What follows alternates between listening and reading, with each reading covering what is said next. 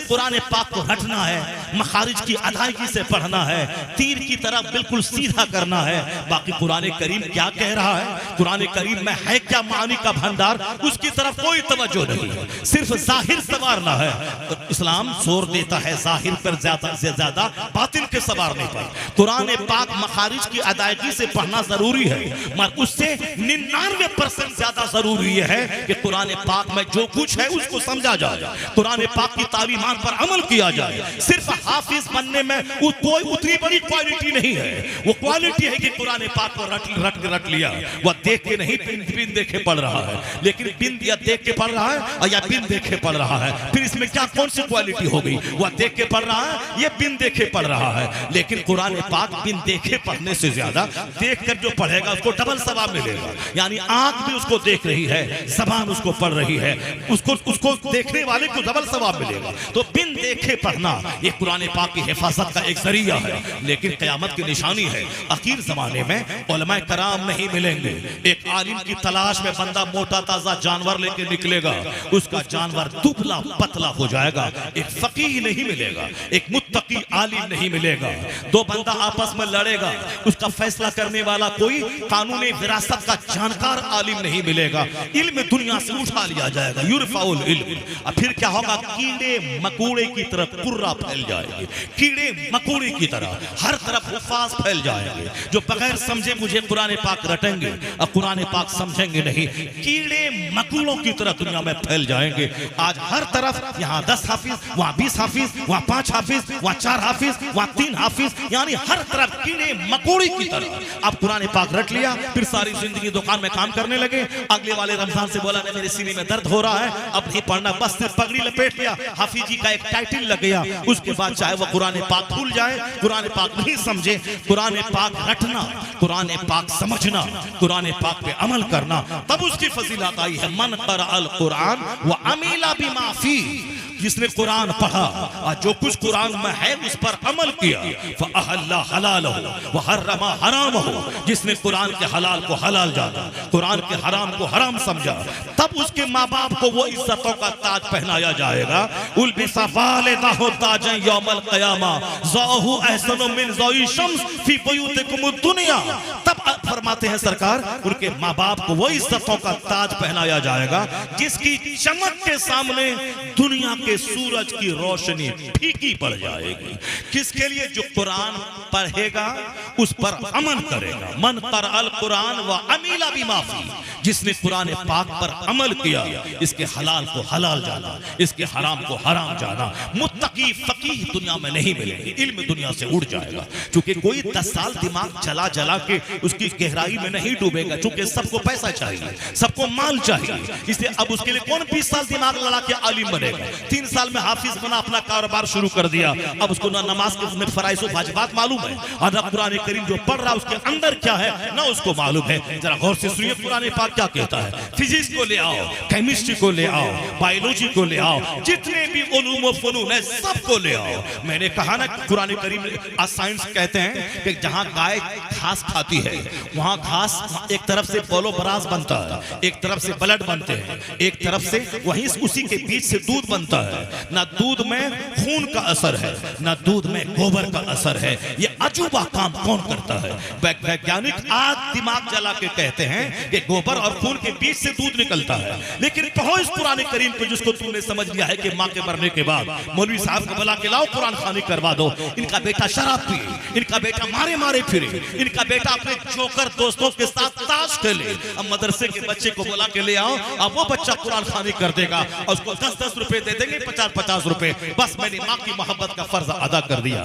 1 करोड़ खत्म कुरान अगर मदरसे का बच्चा कर देगा, फिर भी एक बेटा जो अपनी माँ के मरने के बाद जो बेटा पढ़ेगा दर्द के साथ, वो दर्द कहां से लाओगे?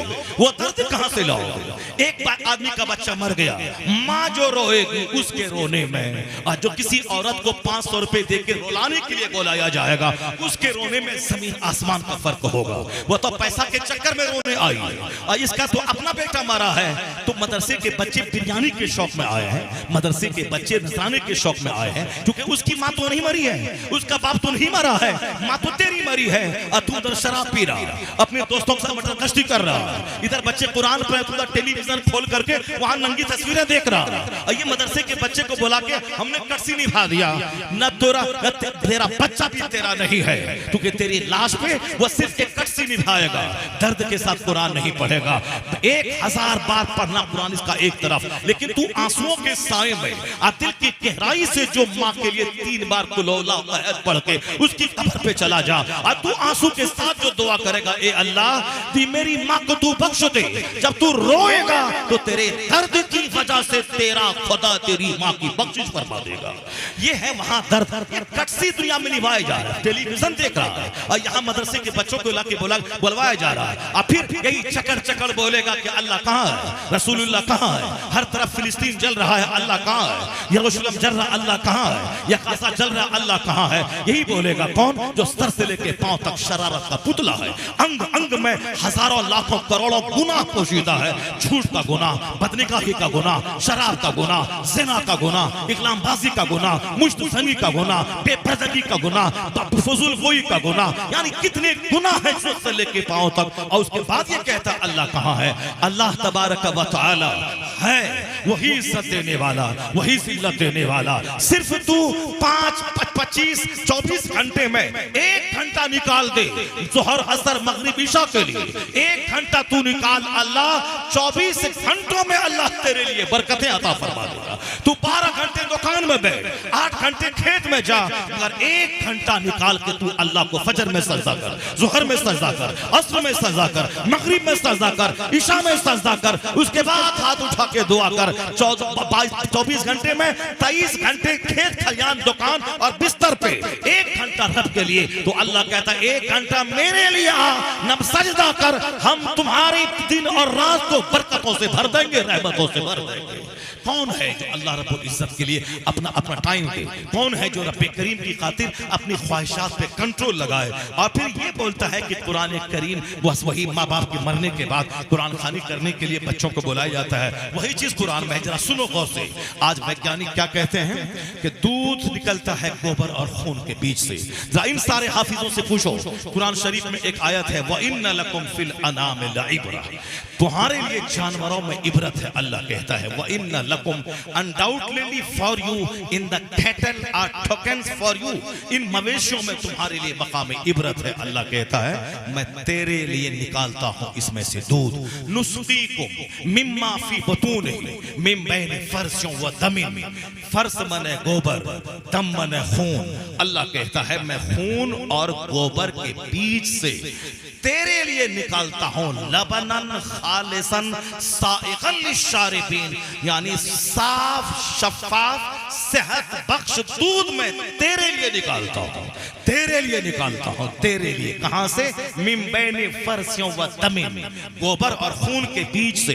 तो आज 1500 साल हो गए कुरान के दुनिया में नाजिल हुए, आज वैज्ञानिकों ने कहा है कि गोबर और खून के बीच से दूध निकलता है। लेकिन किस कदर फसाहत के साथ कुरान करीम में यह बात मौजूद है कि मैं गोबर और खून के बीच से दूध तेरे लिए निकालता हूं। कुरान साइंस की किताब नहीं है, लेकिन यहां अल्लाह यह बताता है कि मेरे बंदे मैं तुझको कितनी नेमतें देता हूं, जमीन आसमान सब तेरे लिए, मैं जानवर के थनों से गोबर और खून के बीच से दूध तेरे लिए निकाल के मैं दिया हूं। यहां चर्चा है नेमतों का, अल्लाह रब्बुल इज्जत नेमत का चर्चा कर रहा है, लेकिन उसी चर्चा के क्रम में उस पर भी इशारा हो रहा है जो आज 1400 साल के बाद वैज्ञानिकों ने दिमाग जलाकर, आंख जलाकर, कई साल तक किताबों में आंखें डाल कर मुताला करके जिस नतीजे पर वो आज पहुंचा है, यही बयान वजाहत से 1500 साल पहले से दुनिया में कुरान पाक बता रहा है। यह इस बात की दलील है कि कुरान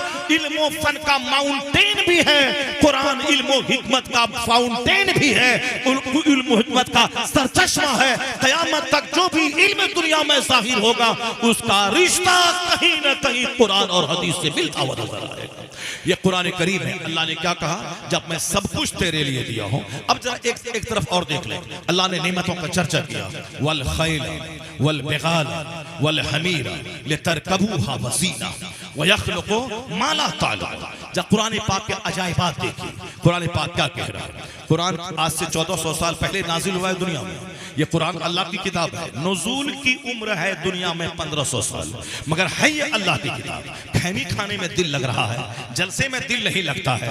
चूंटी काटती है और जलसा से जल्दी से भाग जाता है। अगर नाच की महफिल हो 1 लाख मुसलमान, अगर कोई रंडी आके नाचे 2 लाख मुसलमान, अगर शराब की महफिल हो साहब वहां हजारों मुसलमान। और जहां जीवन दान दिया जाता है, जहां दिल को झंझोड़ा जा रहा है, जहां कुरान पाक का इल्म पिलाया जा रहा है, जो मकसद हयात बताया जा रहा है, वहां मन नहीं लगता, उछला कूदा चला गया। अब अगर इसको अल्लाह ताला कल उछल कूद के तड़पा तड़पा के मार दे, अल्लाह उसे जलील और रुस्वा कर दे, ये दूसरों के सामने 50 दरवाजे पे भीख मांगे और 50 आमिल से ताबीज करे और कोई फायदा ना हो, उसका जिम्मेदार ये मत बोलना कि अल्लाह ने इसको जलील कर दिया। अल्लाह ने जलील नहीं किया है, तुमने जिल्लत का सामान खुद से खरीदा है। मदरसे को तुमने उजाड़ा, खानकाहों को तुमने उजाड़ा, तुमने मदरसों को उजाड़ा, तुमने मकतबों को उजाड़ा, और उसके बाद कहता है कि इस्लाम कमजोर हो रहा है, मुसलमान कमजोर हो रहा है। तो दूसरी कौमें वो अपनी दरसगाहों से करीब हो रही है, दूसरी कौमें वो त्रिशूल से करीब हो रही है, दूसरी कौमें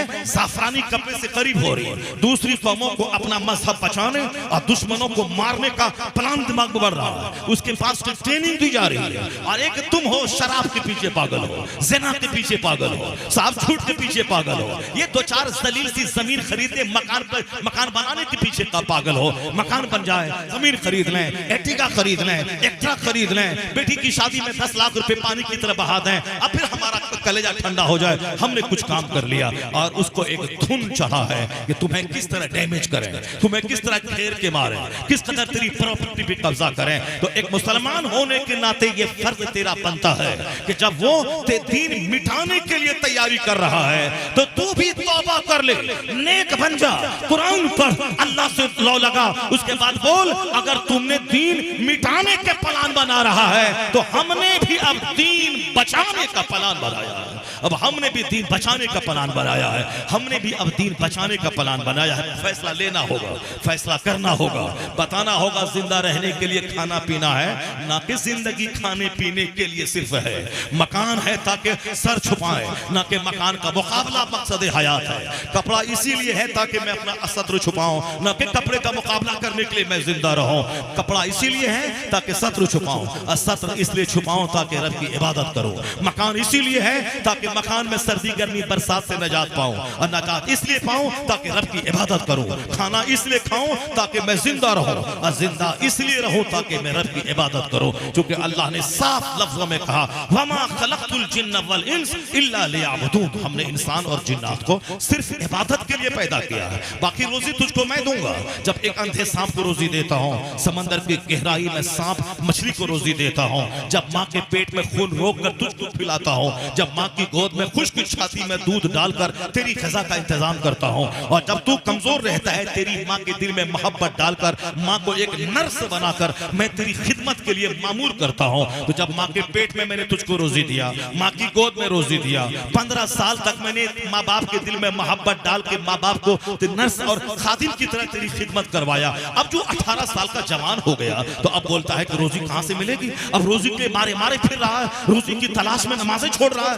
रोजी की तलाश में झूठ बोल रहा है। ए बदबख्त, जब माँ के पेट में अल्लाह ने तुझको रोजी दिया, जब माँ की गोद में अल्लाह ने रोजी दिया, जब 15-20 साल जवानी के से पहले अल्लाह ने माँ बाप के जरिए तेरी रोजी का इंतजाम किया, अब तू जवान हो गया है, हाथ में ताकत है, पाँव में ताकत है, आंख में ताकत है, तू तो पत्थर को तोड़ के अब रोजी हासिल कर सकता है। अब क्यों जहर खा के मर रहा है, अब क्यों रोजी की तलाश में मारे मारे फिर रहा है, अब क्यों रोजी की वजह से तो नमाजें छोड़ रहा है। यकीन कर कि जो अल्लाह माँ के पेट में रोजी दिया है वो अल्लाह कभी जवानी में भी रोजी देगा, वो अल्लाह बुढ़ापे में भी रोजी देगा। तो इसलिए अल्लाह फरमाता अल्लाह तक़्तुलू औलादकुम खश्यता इमलाक, गरीबी के डर से बच्चों को कत्ल मत कर, मैं तुझे भी रोजी देता हूँ, तेरे बच्चों को भी रोजी देता हूँ, मैं तुझे भी रोजी देता हूँ, तेरे बच्चों को भी रोजी देता हूँ। रोजी की तलाश ही में ना मस्जिद बर्बाद है, रोजी की तलाश ही में ना 24 घंटे डॉक्टर इंजीनियर बनने के लिए 18 घंटे पढ़ना है, रोजी की तलाश ही में ना दाढ़ी मूंछ मूंड के मस्जिदें छोड़ के ITI सेक्टर में जाके इंजीनियर बनना है,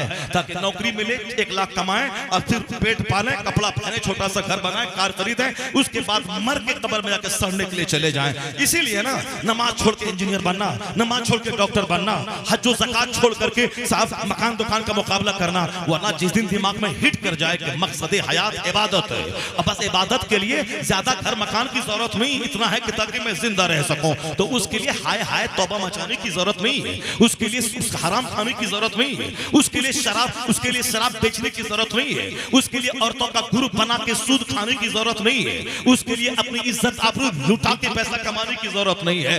तुम इबादत करो, कुलू वअमलू सालिहा, अल्लाह कहता है तुम हलाल खाओ, अच्छा काम करो, हम तुझे भी रोजी देते हैं, तेरे बच्चों को भी रोजी देंगे। 1 बच्चा रहेगा तो भी रोजी देंगे, 100 बच्चा रहेगा तो भी रोजी देंगे। हजरत अनस रज़ी अल्लाह तआला अन्हु ने मुस्तफा जान रहमत अलैहि सलाम की खिदमत की, हुजूर ने दुआ दे दी, 100 बच्चे अल्लाह ने उसको दे दिए। हुजूर ने कहा था अल्लाह अनस के माल में बरकत दे, और हुजूर ने कहा था अल्लाह अनस की औलाद में बरकत दे, औलाद में माल में बरकत दे। पैगंबर आज़म अलैहिस्सलाम की दुआ थी और दुआ कबूल हुई। 100 लड़का अल्लाह ने हजरत अनस को अता फरमा दिया। 100 लड़का, वो हम जैसे कमजोर एक बीवी पे आउट हो जाए और रोजाना मुर्गा की तरह लड़ते रहे, लेकिन साहबे कराम 4-4 बीवियां उनके पास होती थी, और फिर वो तलवार लेके जिहाद करते थे, सरहद पे रहते थे। चूंकि वो उसको ढेर बर्गर, चाउमीन, बिरयानी, चपाती, कीमा, कोरमा खाने की तमन्ना नहीं थी, एक खजूर खाते थे, जिंदा रहते थे, सरहद पे जाके इस्लाम बचाते थे, अपने बाल बच्चों को पालते थे ताकि ये इस्लाम के लिए काम आए, ये मुजाहिद बने, इस्लाम के काम आए। अब चूंकि जिसको 1 दर्जन खाना खाने की चाहत हो, वो क्या जिहाद की फिक्र पालेगा, और जिसको साहब अपने बाल बच्चों को इंडियन डॉक्टर बनाने का प्लान हो, वो क्या जिहाद के लिए अपने बच्चों को पालेगा, वो क्या मस्जिदों को आबाद करेगा। वो तो खाने से, कपड़ा पहनने से, मकान में साफ फॉल से सीलिंग करने, उसको वाल पुट्टी करने, ग्रेनाइट, टाइल्स, मार्बल से फुर्सत कहाँ है, सारी जिंदगी उसी में बसर हो गई। अब 1 दर्जन बीमारी लेके बैठे, अचानक चक्कर आया, मरे और कब्र में सड़ने के लिए पहुंच गए।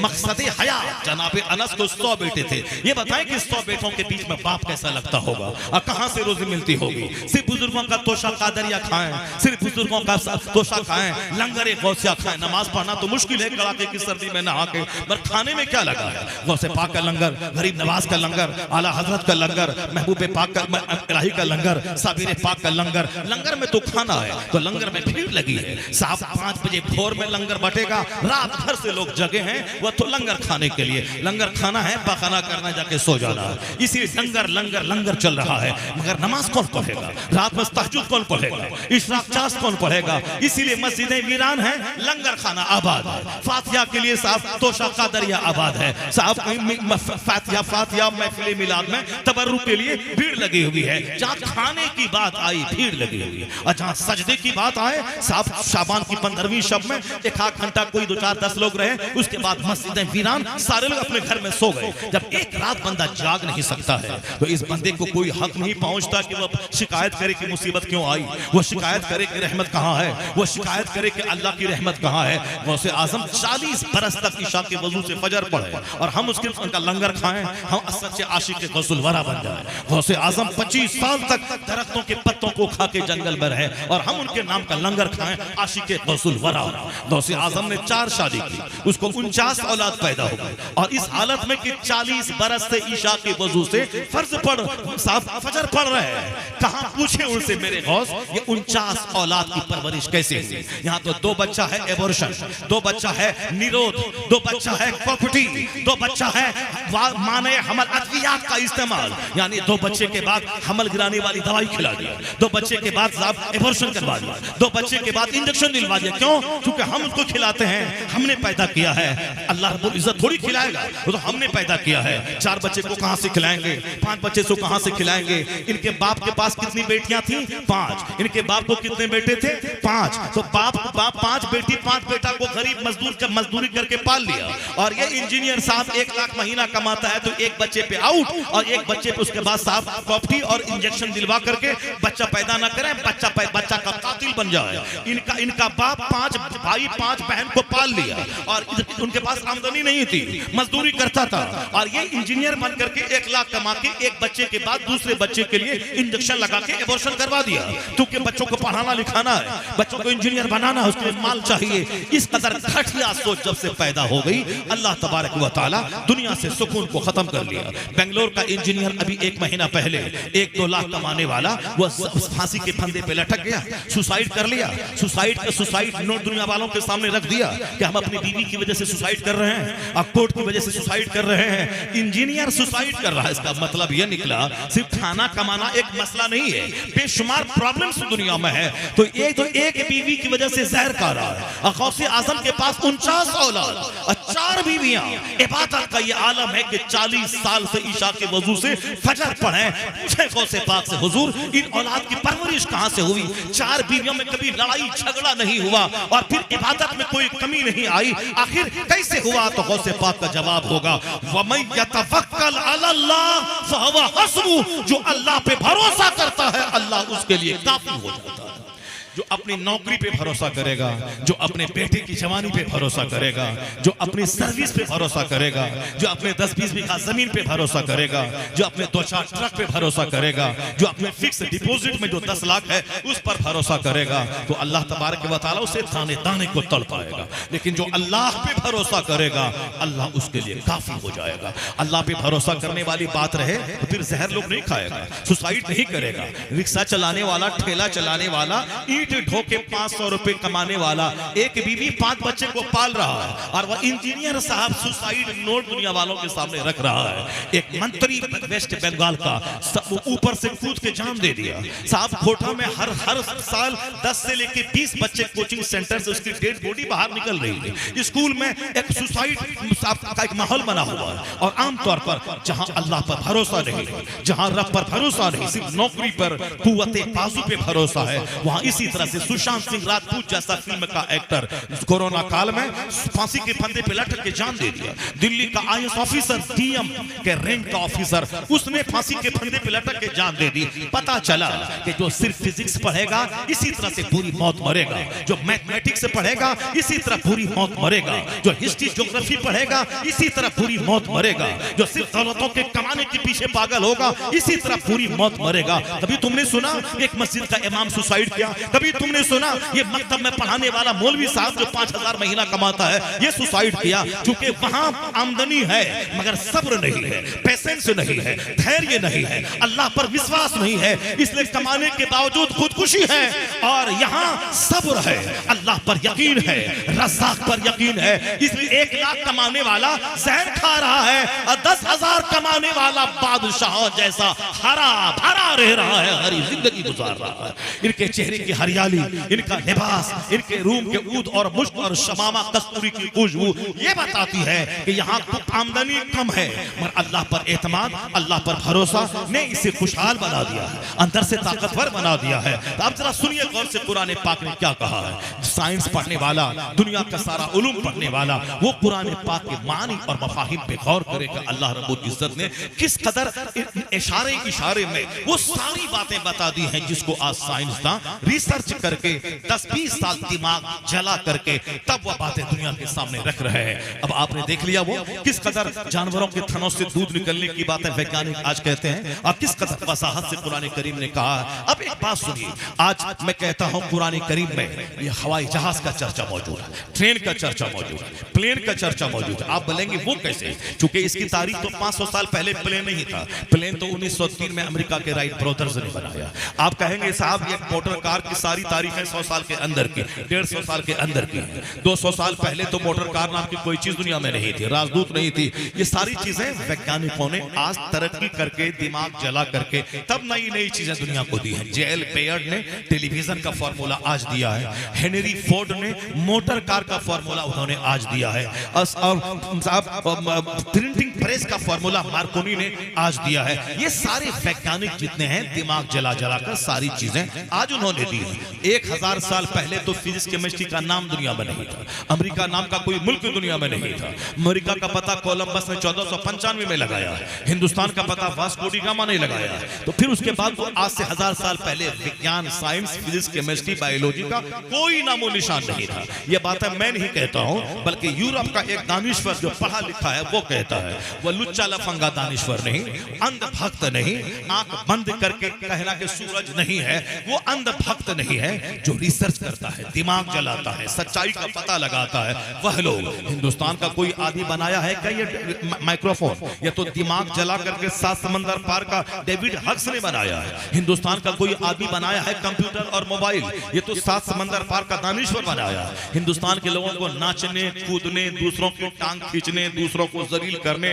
बम फोड़ने, रास्ता रोकने, दूसरों की गीबत करने, चाय की चुस्की लेके दुकान पे अच्छे लोगों की बुराई बयान करने, उसमें खींच तान करके ऐब निकालने और उसको जलील करके हरामखोरी का इल्जाम लगाने, उसे फुर्सत कहां है? हिंदुस्तान का हिंदू भी वो भी इसी तरह से गलीज हरकतों में लगा हुआ है। और हिंदुस्तान का मुसलमान भी जिस इमाम के पीछे नमाज पढ़ता है, उसी मस्जिद से बाहर निकलने के बाद उसी इमाम के भगाने का प्लान 5 बुड्ढा खैनी लटा के, चाय पीकर, गुटखा का पुड़िया फाड़ के, चुस्की लेके बातें करके इमाम के भगाने का तबसरा करता है। उस समाज में एक बंदा जिना कर रहा है, उसके खिलाफ नहीं बोलता है। एक बंदा सूद खा रहा है, उसके खिलाफ नहीं बोलता है। एक बंदा हरामखोरी कर रहा है, उसके खिलाफ नहीं बोलता है। बोलता है किसके खिलाफ? जो भीख मांग करके मदरसा चलाता है, जो दूसरों की फितरा मांग के मदरसा चलाता है। रमजान के दिन में सारे मुसलमान सेब संतरा खाएं, दिन में आराम करें, रोजा रखें, रात में तरावी पढ़ें। ये मौलवी साहब बेचारा बंबई में मारे मारे फिर रहा है, कभी भिवंडी, कभी घोवंडी, कभी अंधेरी, कभी दादर, कभी जोगेश्वरी, कभी भिंडी बाजार,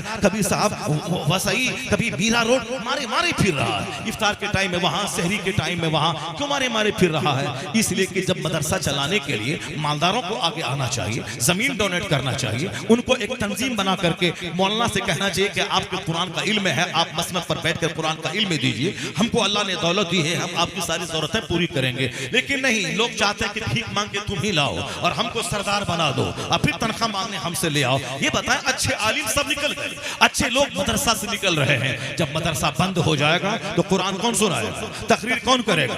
जुमा की नमाज कौन पढ़ाएगा? जुमा का खुतबा कौन देगा? ईदैन का खिताब कौन करेगा? निकाह कौन पढ़ाएगा? कौन तेरे तेरे तेरे इख्तिलाफ का फैसला करेगा? जब कोई नहीं करेगा, इसीलिए आलिमों ने सर पे कफन बांध लिया कि जब अब हमको ही चंदा करना है, अब हमको ही पढ़ाना है, वरना पब्लिक पे छोड़ेंगे। ये तो मदरसा उजाड़ने पे तुला हुआ है, ये मदरसा कायम क्या करेगा? ये तो मदरसे में ताला लगाने पे फख्र महसूस करता है, ये तो आलिमों को भगाने पे फख्र महसूस करता है। इन उलमाए कराम को दाद दीजिए कि ये अपनी इज्जत को मिट्टी में मिलाकर, चूंकि अभी मैं खिताब करूंगा 2 घंटा, अभी आप मेरा हाथ चूमेंगे कि क्या जबरदस्त बयान तू कर रहा है, लेकिन जहां मैं हाथ फैला के मांग लूं 5 रुपए हमको दो, तो सारी इज्जतें वही मिट्टी में मिल जाती है, हमारे दरवाजा बंद हो जाता है। खिताब करने के लिए आओ, दरवाजा भी खुलता है, स्टेशन लेने भी जाते हैं, सुटकेस उठा के लाते हैं, हाथ भी चूमते हैं, लेकिन जहां मैं मांगने का प्रोजेक्ट बना लो कि मेरे मदरसे में 100 बच्चे पढ़ रहे हैं, हम चंदा चाहिए 10,000 रुपए, बस सारी इज्जत ही खत्म। न कार का दरवाजा खुलेगा, न घर का दरवाजा खुलेगा। मगर उसके बावजूद इन उलमाए कराम ने कहा, अपने लिए मांगना जिल्लत है, अपने लिए मांगना जिल्लत है, मगर मैं दरसगाह रसूल का दरवाजा बंद नहीं होने दूंगा, तालीम कुरान का सिलसिला रुकने नहीं दूंगा। इसलिए उलमा ने रमजान के दिनों में सर पे कफन बांध के शुरू किया कि रोजा भी रखेंगे और ज़कात और खैरात भी कलेक्शन करेंगे। हमें इज्जत नहीं चाहिए, हमें कुरान पाक की तालीम चाहिए, बच्चों को हाफिज बनाना है, आलिम बनाना है, दीन का काम करना है। इसीलिए सारे लोग घर में हैं, ये मारे मारे फिर रहे हैं। हर कदम के बदले में इनको अजर मिलेगा कि इनकी मेहनतों से मस्जिद का निजाम जिंदा है, मदरसों का निजाम जिंदा है।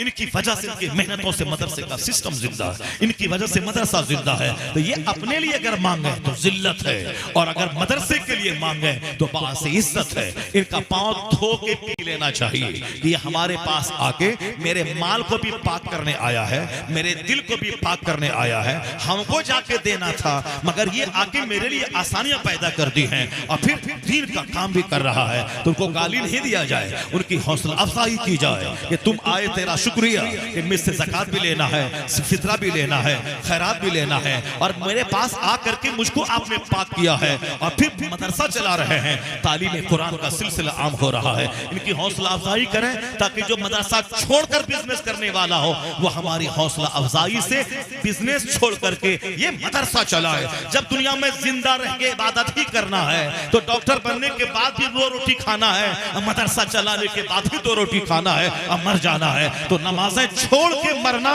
और है, मदरसा चलाते चलाते कुरान पढ़ते पढ़ते मरना और मरता कुरान पाक पढ़ते पढ़ते मरना और है। वो मरना तो सबको है, मगर शराब की भट्टी में मरना और है, जलसगाह में मरना और है। मरना तो सबको है, ज़िना करते करते मरना और है, सजदा करते करते मरना और है, फिल्म में नाचते हुए मरना और है, मदरसे में कुरान पढ़ते हुए मरना और है, हल चलाते हुए बेरोजेदार होकर मरना और है, हालते रोजा में दुरूद पढ़ते हुए मरना और है।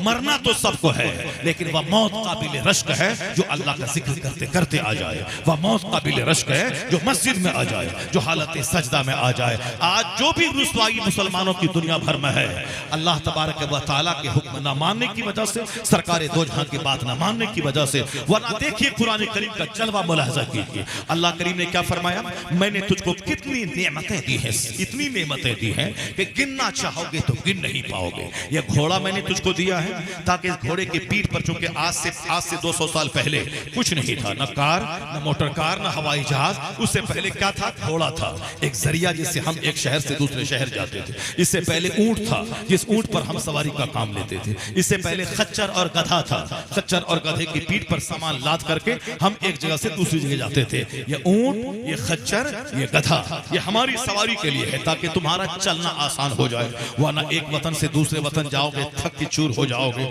इसीलिए जानवर तुम्हारे लिए इसकी पीठ पे सवारी का काम है, और दरवाजे पे जानवर को बांध के रख ताकि तेरी जीनत का भी काम आए। जब दरवाजे पे 10 घोड़े बंधे रहते थे, जिस तरह आज 10 फॉर्च्यूनर दरवाजे पे रहे, फॉर्च्यूनर रहे, एर्टिगा रहे, इनोवा क्रिस्टा रहे, स्कॉर्पियो एन रहे, तो वो दरवाजा बड़ा खूबसूरत लगता है, सारी गाड़ियां सजी हुई हैं। उसी तरह आज से 50 साल पहले जिसके दरवाजे पे अरबी घोड़ा रहता था, साफ ईरानी घोड़े रहते थे, लाल कलर का घोड़ा, चितकबरा कलर का घोड़ा, पीला कलर का घोड़ा, वो दरवाजा हसीन लगता था। पहले आज से 50 साल पहले जिसके दरवाजे पे 100 गाय बंदी रहती थी, 50 भैंस बंदी रहती थी। शाम के टाइम में जब 100 गाय को चरा के चरवाहा जब घोल जानवरों को लाता था, पूरा समाज देखता था ये गाय किसकी जा रही है, ये जानवर का घोल किसका जा रहा है। 100 जानवर फला सेठ साहब का, फला का। तो दरवाजे की जीनत पहले मवेशियों से थी, घोड़े से थी। तो अल्लाह क्या कहता है, वल खैला वल बिगाला वल हमीरा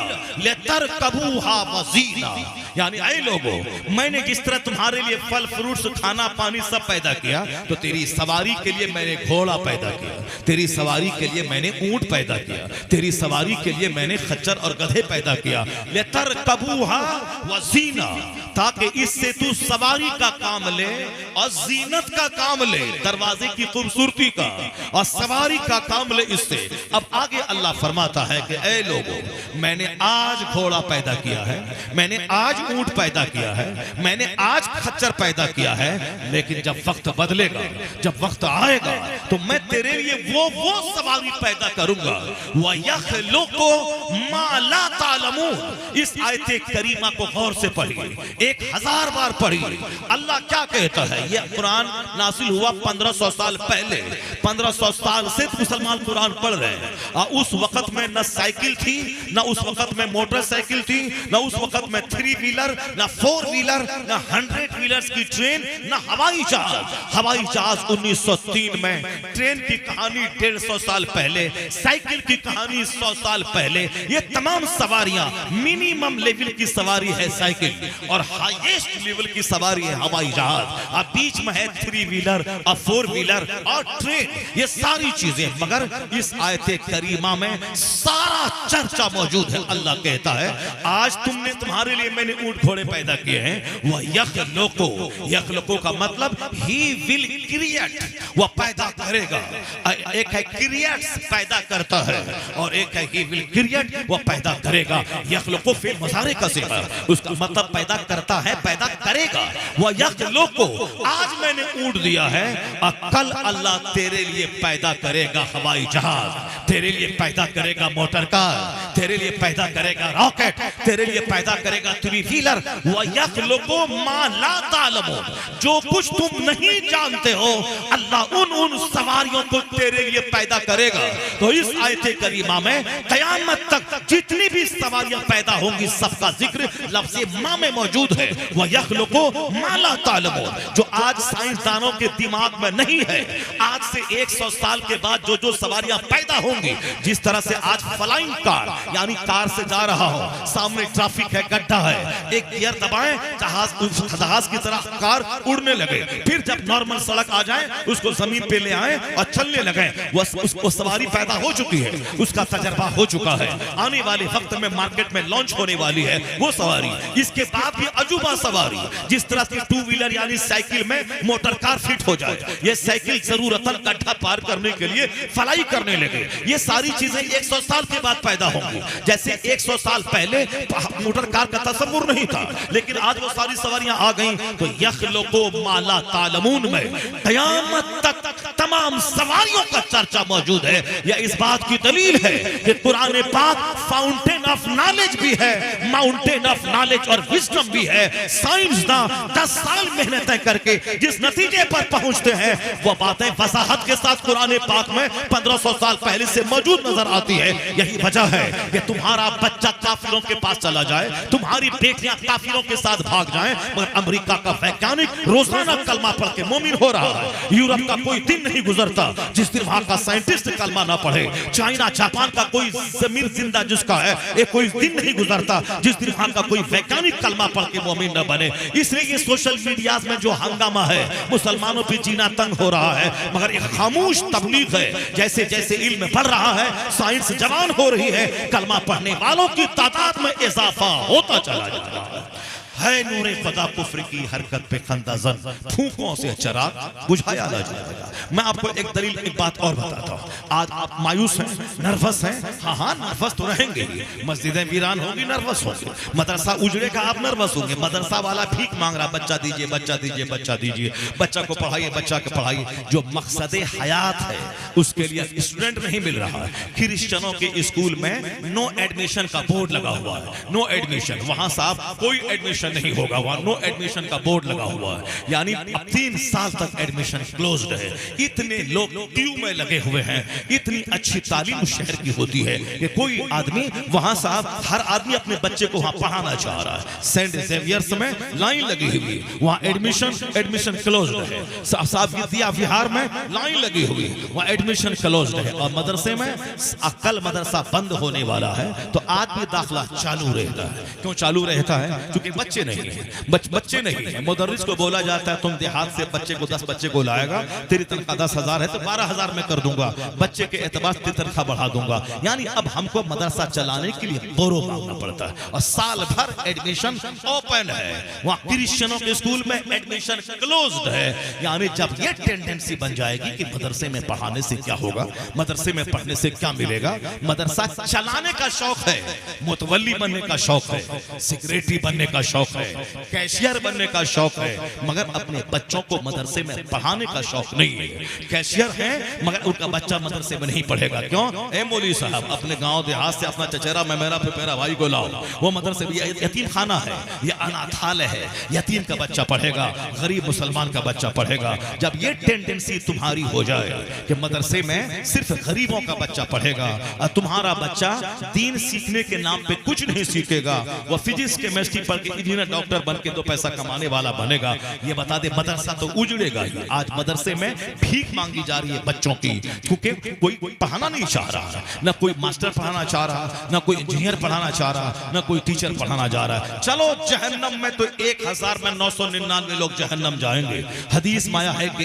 1000 में 999 लोग जहन्नम जाएंगे, सिर्फ एक बंदा जन्नत जाएगा। बस इसी से जोड़ लीजिए, मुस्तफा सच्चे, मुस्तफा का पैगाम सच्चा, हुजूर ने जो कहा वह बात सच्ची। अपने मन मियां मिट्ठू बनते रहिए कि हम जन्नती हैं। और वहां पता चला कि जो टेंडेंसी, जो सोच समझ है, उस सोच समझ के एतबार से ठिकाना जहन्नम बना हुआ है। 1000 में 999 लोग जहन्नम जाएंगे, सिर्फ एक बंदा जन्नत जाएगा। इसलिए ज्यादा टेंशन लेने की जरूरत नहीं है। दुनिया में अगर शराब बढ़ रही है, ज़िना बढ़ रहा है, टेंशन लेने की जरूरत नहीं है, क्योंकि अब दुनिया का विनाश करीब आ रहा है, कयामत करीब आने वाली। जब कयामत आएगी तो शरीरों पे कयामत आएगी।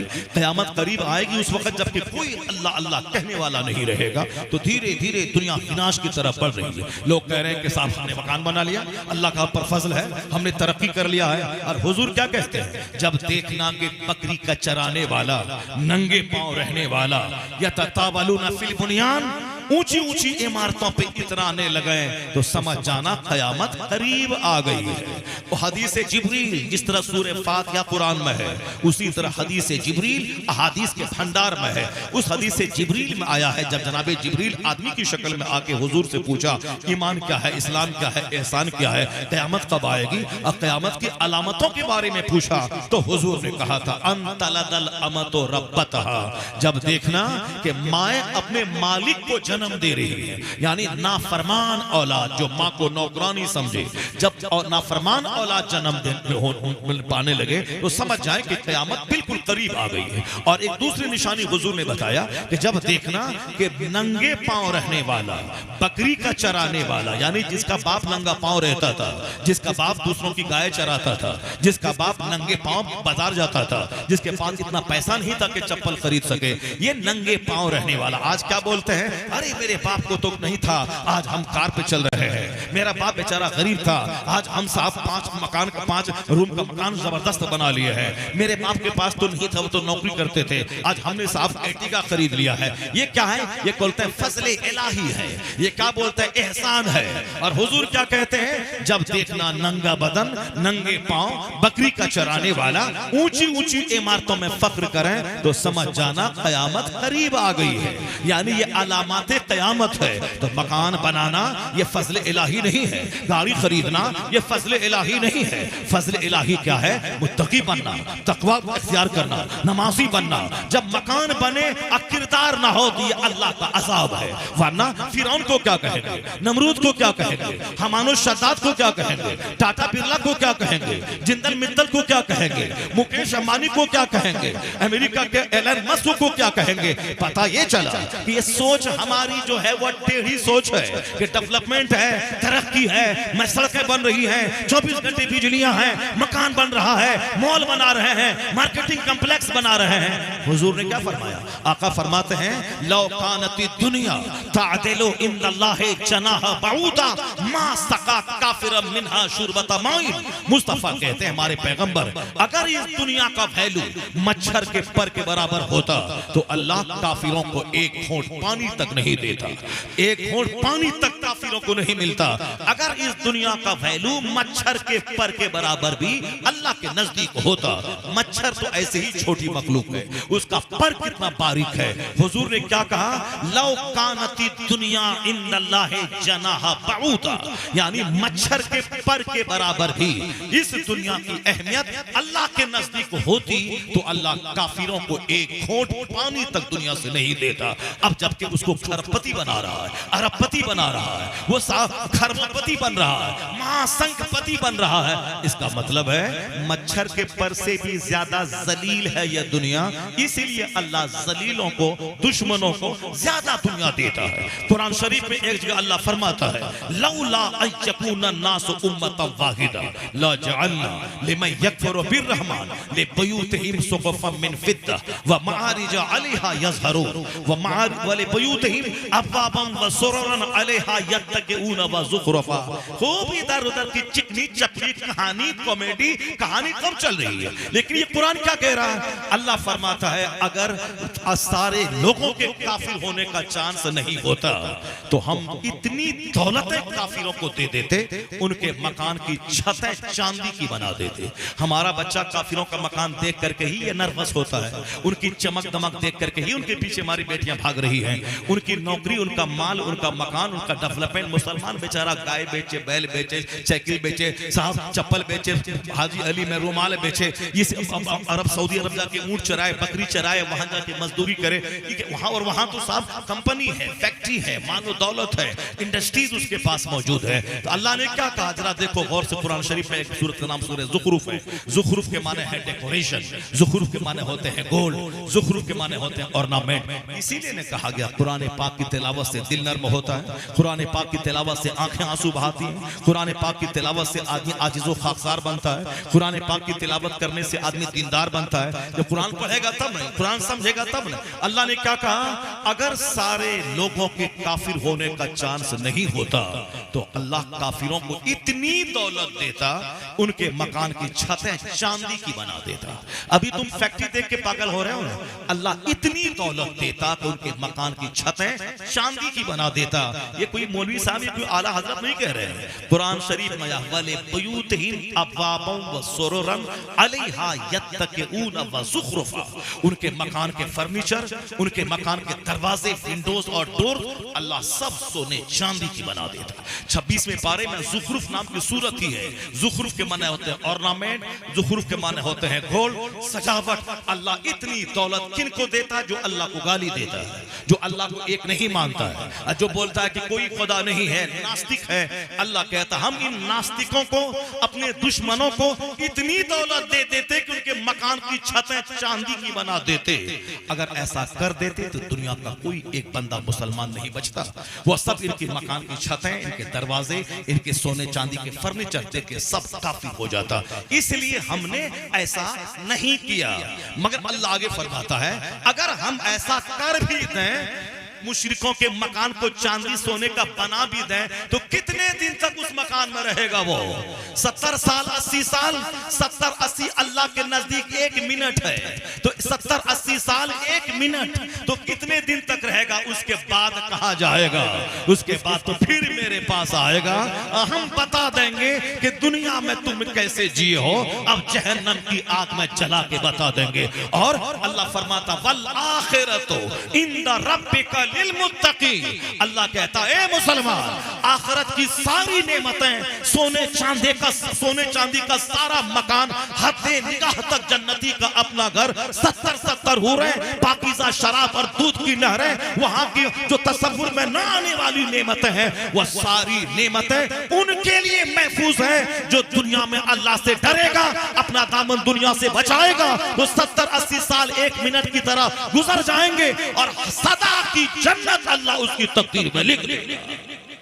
वल आखिरतु इंदा रब्बिका लिलमुत्तकीन, अल्लाह फरमाता आखिरत की सारी भलाई नेक लोगों के लिए, मुत्तकी के लिए, जो दुनिया में सब्र करेगा, अपने नफ्स पे कंट्रोल करेगा, जो दुनिया में काफिरों की दौलतों को देखकर ललचाई निगाह से न देखे उसकी तरफ माइल नहीं होगा। इसलिए अपने बाल बच्चों को बचाने के लिए अपने घर में आखिरत का चर्चा करना होगा, नेक लोगों का चर्चा करना होगा, हुजूर का जिक्र करना होगा कि सरकार के घर में 2-2 महीने चूल्हे में आग नहीं सुलगती थी।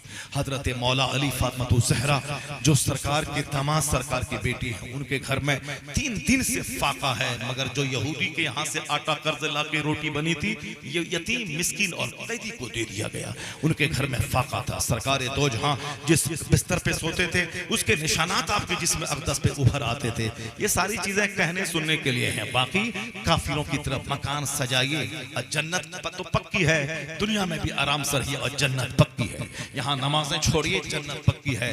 यहाँ काफिरों की तरफ दंदनाते हुए रोजी की तलाश में फिरते रहिए, सारी नमाजें कज़ा करके छोड़ करके, आज जन्नत पक्की है। दुनिया भी रहे और जन्नत भी पक्की रहे। अल्लाह ने तो वादा किया है, अगर तुम ईमान लाओ, अच्छा काम करोगे, मेरे महबूब की गुलामी पैरवी करोगे, तो यहाँ भी इज्जत और राहत देंगे और मरने के बाद जन्नत देंगे। तो मुसलमान मुशरिकों को देखेगा तो तबाह बर्बाद हो जाएगा। मुस्तफा जाने रहमत पे नजर रखे, कुरान पाक की तिलावत करे, अपने बाल बच्चों को कुरान पढ़ाए और अपने घर में रोजाना दीन का चर्चा करे। अगर घर में अमिताभ का चर्चा होगा तो बच्चा का हीरो होना तय है। अगर घर में करीना का चर्चा होगा, लड़कियों का काफिरों के साथ भागना तय है। अगर घर में गौस का चर्चा होगा, ख्वाजा का चर्चा होगा, आला हजरत का चर्चा होगा, हसन करीमैन का चर्चा होगा, मुत्तकीन का चर्चा होगा, सालिहीन का चर्चा होगा, कुरान पाक पढ़ने वालों का चर्चा होगा, अइम्मे मुज्तहिदीन का चर्चा होगा। तो जिस तरह फिल्म के एक्टर का चर्चा हो तो फिल्मी एक्टर बनना तय है, उसी तरह सालिहीन का चर्चा हो तो बच्चों का जन्नती नेक बनना तय है। इसलिए अपने घरों में रोजाना कुरान पाक की तिलावत का माहौल पैदा कीजिए। रोजाना अपने घर में बुजुर्गान दीन का चर्चा कीजिए। 5 मिनट के लिए सही जरूर अपने बाल बच्चों के सामने बुजुर्गों का चर्चा कीजिए। इमाम हसन रज़ी अल्लाह तआला अन्हो के पास 40,000 लोग थे कि हम आपकी तरफ से लड़ेंगे और अपनी गर्दन कटा देंगे, आप खिलाफत का लगाम संभाले रखिए। मगर इमाम हसन ने मुसलमानों को खून रेज जंग से बचाने के लिए खिलाफत हजरत अमीर मुआविया रज़ी अल्लाह तआला अन्हो को सुपुर्द कर दिया। खुद दुर्वेश की तरह जिंदगी बसर करने के लिए मदीना शरीफ आ गए। जब मदीना शरीफ आ गए तो लोगों ने क्या कहना शुरू किया?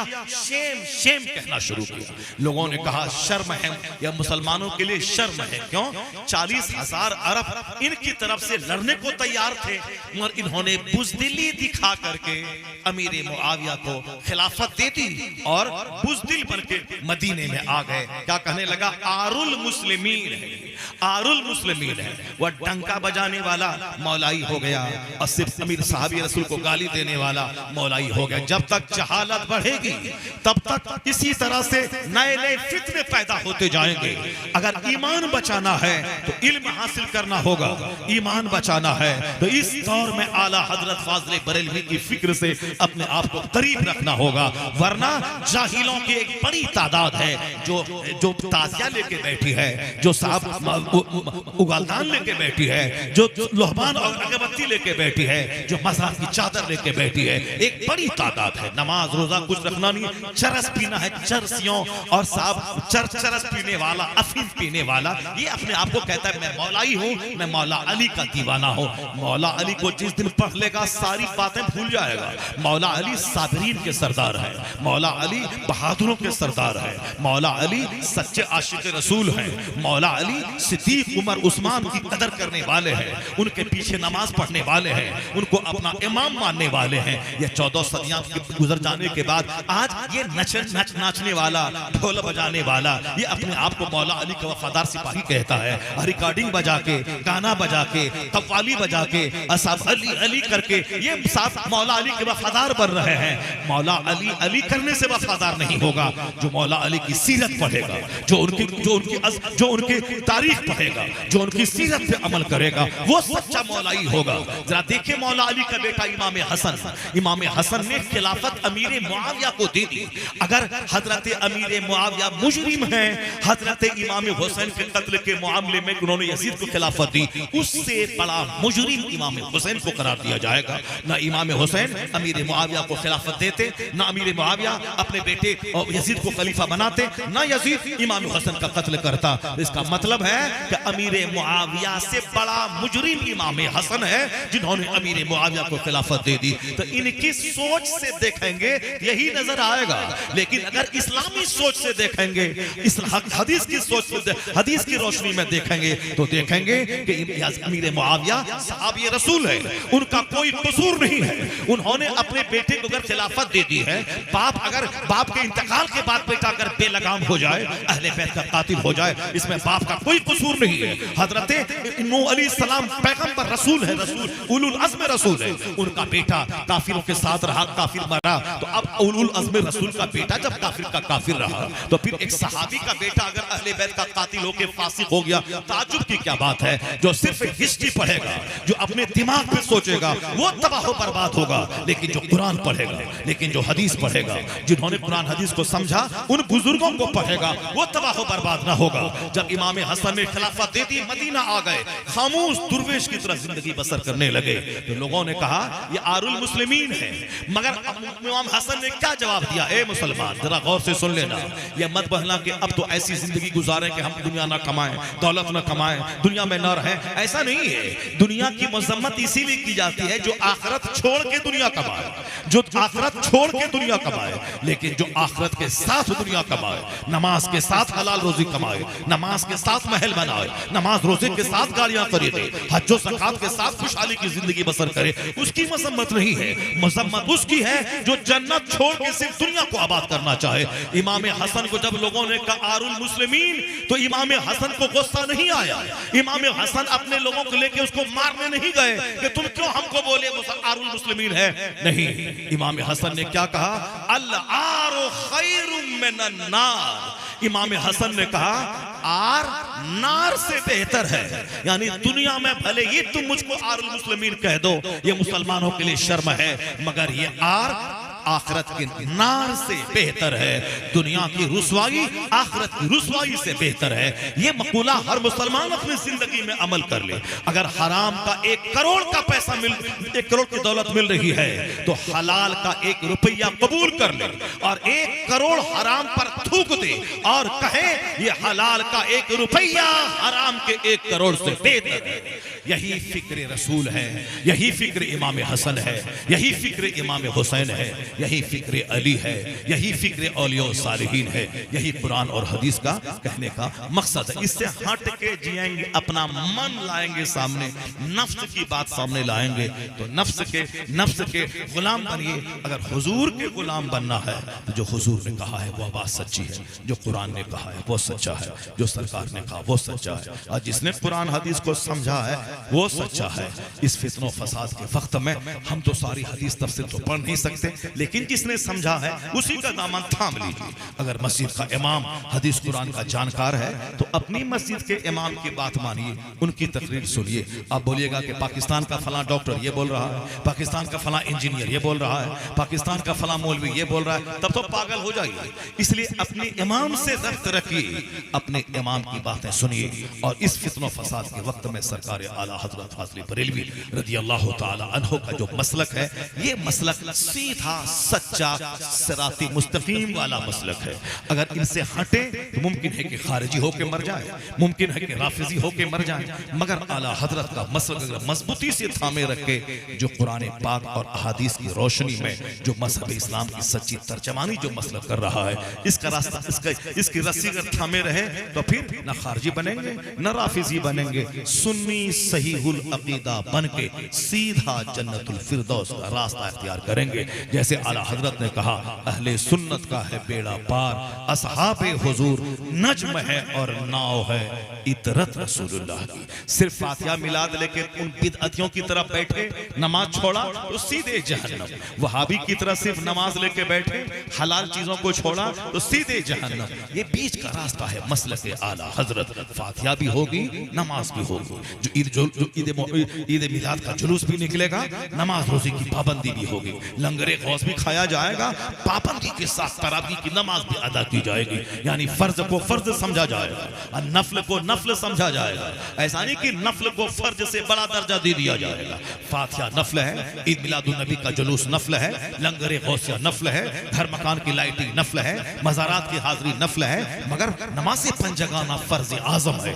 नमाज पंजगाना का छोड़ना गुनाह आजम है। सबसे बड़ा फर्ज है नमाज, तो सबसे बड़ा गुनाह है नमाज का छोड़ना। इसलिए जो कहता है कि दरगाह मिलाद फातिहा जुलूस मोहम्मदी लेके बैठिए, नमाज पढ़ने की कोई जरूरत नहीं है, वो भी जहन्नम का रास्ता है। और जो कहता नमाज रोजा है, फातिहा मिलाद हराम है, वो भी जहन्नम का रास्ता है। ये बीच का रास्ता है मसलके एतदाल, मसलके आला हजरत के। फातिहा भी होगी, नमाज पंजगाना भी अदा किया जाएगा, लंगरे गौसिया भी खाया जाएगा, रमजान का रोजा भी रखा जाएगा, जुलूस मोहम्मदी भी निकाला जाएगा, नमाज पंजगाना बा जमात मस्जिद में अदा किया जाएगा।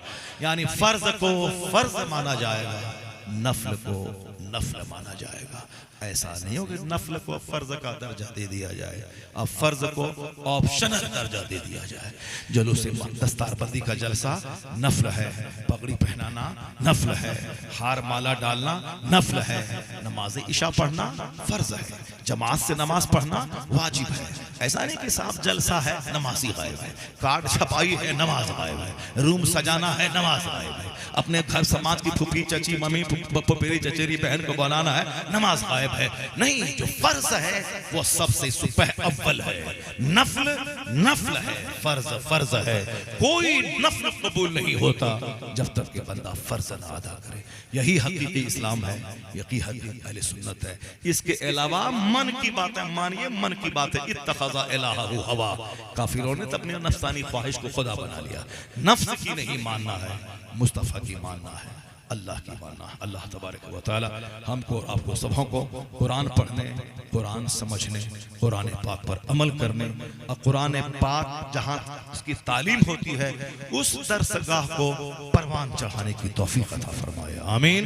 व आखिरु दअवाना अनिल हम्दुलिल्लाहि रब्बिल आलमीन। अस्सलामु अलैकुम व रहमतुल्लाहि व बरकातुहू।